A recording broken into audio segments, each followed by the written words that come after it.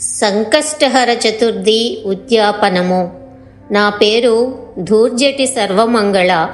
ఇంతవరకు నేను అప్లోడ్ చేసిన శ్రీ గణేశ పురాణము, క్రీడాఖండము మరియు ఉపాసనాఖండములోని కథలను విని నన్ను ఎంతో ఎంకరేజ్ చేసిన శ్రోతలు మరియు సబ్స్క్రైబర్స్ అందరికీ నేను పేరు పేరున నా ధన్యవాదాలు తెలియచేస్తున్నాను. శ్రోతలందరూ సంకష్టహర చతుర్థి పూజా విధానము, ముడుపు కట్టే విధానము ఎంతో వివరంగా పెద్దల ద్వారా విని ఉంటారు. ఈ వీడియోలో మనము ఈ వ్రతము ఎన్ని నెలలు ఆచరిస్తే సిద్ధి కలుగుతుందో, దీని ఉద్యాపన విధానము ఊరిపెద్ది లక్ష్మణమూర్తి గారిచే రచింపబడిన గణేశ పురాణము ఉపాసనాఖండములోని 71వ అధ్యాయంలో సవివరంగా లిఖించబడింది. దానిని మనము తెలుసుకుందాము.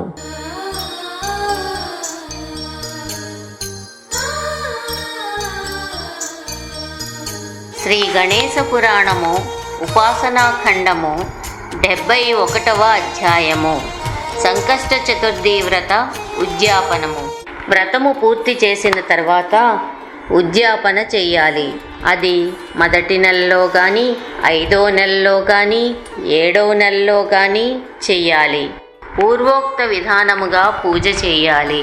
సర్వతోభద్ర మండపం నానా వర్ణములతో ఏర్పరిచి దానిపై కలశము నుంచి వస్త్రాధికంచే అలంకరించి దానిపై గణేశమూర్తిని ఉంచి నానా విధ ఉపచారములతో పూజ చెయ్యాలి.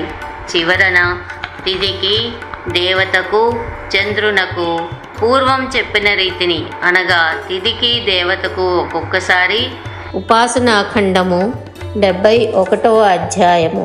పిదప గణేశమూర్తికి నానావిధ భక్ష్య భోజ్యములు నివేదించాలి. ఆచార్య ఋత్విగ్వరణ చేసి గణానాం అనే మంత్రం చేగాని లేక మూలమంత్రం చేగాని 10,000 లేక 1000 లేక కనీసం 108 మార్లైనా హోమం చేసి తుదకు పూర్ణాహుతి చేసి వశోద్ధారం కూడా నిర్వర్తించి హోమం సమాప్తం చేయాలి. పిదప బ్రాహ్మణ సంతర్పణం చేసి వారిని తాంబూల దక్షిణలతో సంతృప్తిపరిచి ఆచార్యుని పూజించి వస్త్రములు, ఫలములతో కూడిన వాయనము ఇవ్వాలి. పాయసంతో నింపిన శూర్పము అనగా 2 ద్రోణముల పరిణామం గల పాత్రను ఎర్రని వస్త్రంతో చుట్టి బంగారంతో చేసిన గణేశమూర్తిని దక్షిణతో కూడా దానం ఇవ్వాలి. వ్రతం పూర్తయిన పిమ్మట 1 కుంచెడు నువ్వులు దానం చేయాలి. పిదప దూడగల కపిలవర్ణం గల పాడి ఆవును ఆచార్యునకు దానం ఇవ్వాలి. ఆ తర్వాత బ్రాహ్మణులను ఉద్దేశించి విఘ్నేశ్వర ప్రియతాం అంటే విఘ్నేశ్వరుడు తృప్తిపడుగాక అని క్షమాపణ చెప్పుకోవాలి. ఇలా వ్రతం చేసి ఉద్యాపన చేసిన వారికి అశ్వమేధ యాగం చేసినంత ఫలం లభిస్తుంది.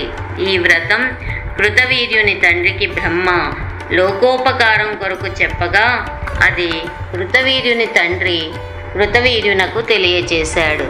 కార్త్యవీర్యుడు తండ్రి చెప్పినట్టు తూచా తప్పక విధి ప్రకారం వ్రతం చేసి పరమోత్కృష్ట గణేశ మహామంత్రము జపించి హోమం, తర్పణం, బ్రాహ్మణ సమారాధన సలిపి అంతేకాక దీనులకు అన్నదానం చేసి అందరినీ సంతుష్టిపరిచాడు.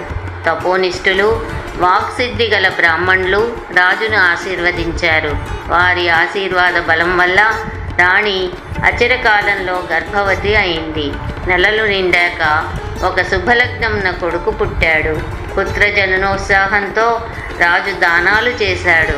పుత్రుడికి ఆయా కాలాలను అనుసరించి ఉపనయన, వివాహాది సంస్కారాలు జరిపి యుక్త వయసు రాగానే పట్టాభిషేకం చేసి ఐహిక భోగాలు అనుభవించిన తర్వాత రాజు గణేశలోకం పొందాడు. యత్రాస్తి భోగో నచ తత్ర మోక్షః, యత్రాస్తి మోక్షో నచ తత్ర భోగః, విఘ్నేశపాదద్వయసేవకానాం భోగశ్చ మోక్షశ్చ కరస్థ ఏవ. విఘ్నేశపాదద్వయసేవకానాం భోగశ్చ మోక్షశ్చ కరస్థ ఏవ. భోగమున్న చోట మోక్షం లేదు, మోక్షమున్న చోట భోగం లేదు. కానీ వినాయక పాద పద్మ సేవకులకు ఇహంలో భోగం, పరంలో మోక్షం రెండు వాళ్ళ చేతిలో ఉంటాయి. 71వ అధ్యాయం సమాప్తం.